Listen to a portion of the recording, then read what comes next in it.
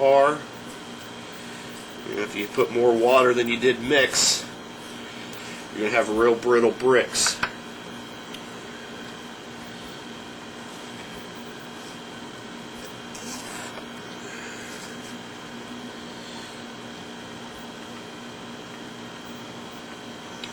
But being able to scrape this, like I said, will not only level it, which makes it so much easier to work with down the line. You won't have to sand your bricks as much to get them to be able to stack when you start building stuff. Your plaster will also expand a little bit as it starts to set up. So here in a few minutes, you want to come back and re-scrape these. It's not going to be a huge amount, but there is a little bit of an amount that will come back and expand on it. Really, there's not a lot to it.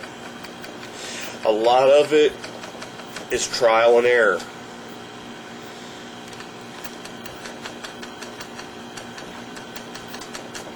A lot of trial and error. Don't expect to be perfect the first time you pour some, because it's just not going to happen. As you see, I noticed that some of them were a little bit light, so I could add a little bit on. You know, if it goes up underneath, and you can see when you're sitting here doing it, if you don't have enough in it. It's real easy to tell. But the flatter you get these now, the less work you're going to have when you're building with them. Because you want them to be flat because you're stacking on top of each other. So if one brick is like this and the next brick is about like that, your lines or your rows of bricks are going to be off. So you're going to have to sand them. I don't remember how long it takes for them to set up. The website that I was telling you about, Hurst's website, it's got a lot of good information on that. He's been doing this a long time, so he's figured it out. You know, he gives you a breakdown of exactly how to do this on his website. In this many minutes, do this. In this many minutes, do that. Such as the scraping. Check out his website. There's a lot of good information on there, as well as plans for stuff that you could build with these. I'm thinking they're like $30 a mold. And you're going to need 2 or 3, depending on what you want to build with. But he has a list of all the molds and what the pieces are. It's a very informative website. That's really it. I used this plastic cup to mix in. The reason being, when these dry, the stuff that's left on the inside of this will be dry as well. You don't want to get that in there. That's why I use a flexible cup. That way I can squeeze it, break all that shit off, and dump it out, throw it in the trash. You could keep it to use in rubble.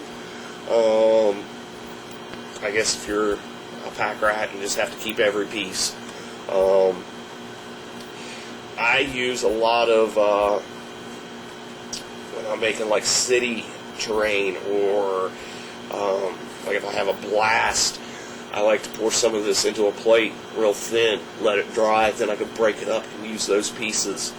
If you guys, some of the long-time viewers, remember the one display board where the train or the plane wrecked and I had it going into the ground, that's what I used. Speaking of which, that display board is sitting up here on top of my wall, taking up space. I'll get it down and show it to you here, you guys here in a little bit. If somebody wants it, pay for the shipping and the boxing, and it's yours. I'll pull it down here in a little bit to show you guys. It will come with a plane, just because, you know, you kind of need that. You'll see. Alright, guys. if there's any more questions on this, I know this video was real quick, and I'm trying to pack a lot of information in it real quick. If you have some more detailed questions, hit me up. Be more than happy to help you guys out. Alright? Alright, guys. Check it out. I'm a Camelopian. Yeah, anyway. Alright. We've let it dry a little bit.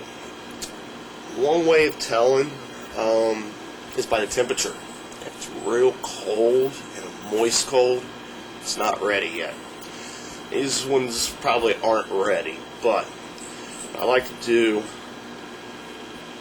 is kind of bend it a little bit, pull it a little bit to get the side to release a little bit. I don't know if it helps, but what I'm trying to do is avoid pulling it, especially when it's not had appropriate time to dry. That way I don't go pulling a big piece and it snaps. It's already kind of pre-released a little bit. Now, I don't know if we'll be able to.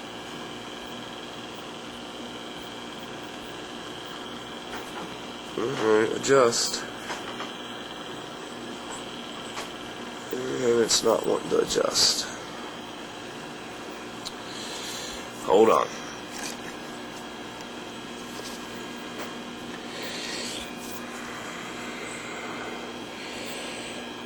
Alright. See these little holes right here? Here's one. Here's one. Now this is texture right here. But these ones, you can see the actual little holes. And that's where air got in. See, this side doesn't have any. Now, sometimes with it still being wet, you can take your finger and dent it a little bit. Sometimes you can't.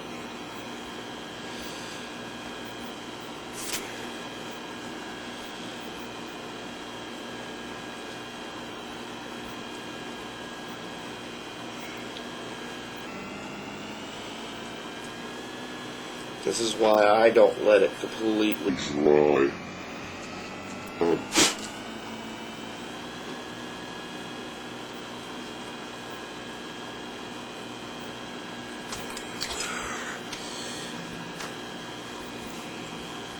Now, see, the holes are right in here. I was able to smooth those holes out. That's one reason that I sometimes like to pop them out a little bit early.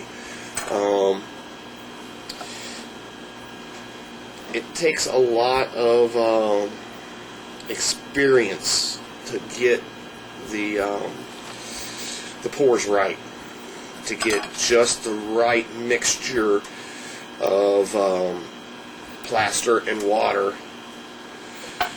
and to be able to get all those holes out.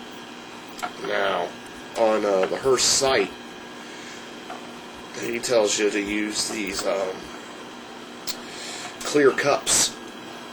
That way you can, once you get your levels right, you can mark the cup. Let's see, I kind of pull it a little bit, bend it a little bit, get all those to pop loose before I pull. But anyway, he tells you to use something to measure it. That way, once you get your mixtures right, you can reduce it, which is a very good idea. I'm just too fucking lazy to do it. Usually, after 2 or 3 molds worth, I've gotten the mixture figured out. Unlike the Trainaholic, I don't I don't do these enough, so there's months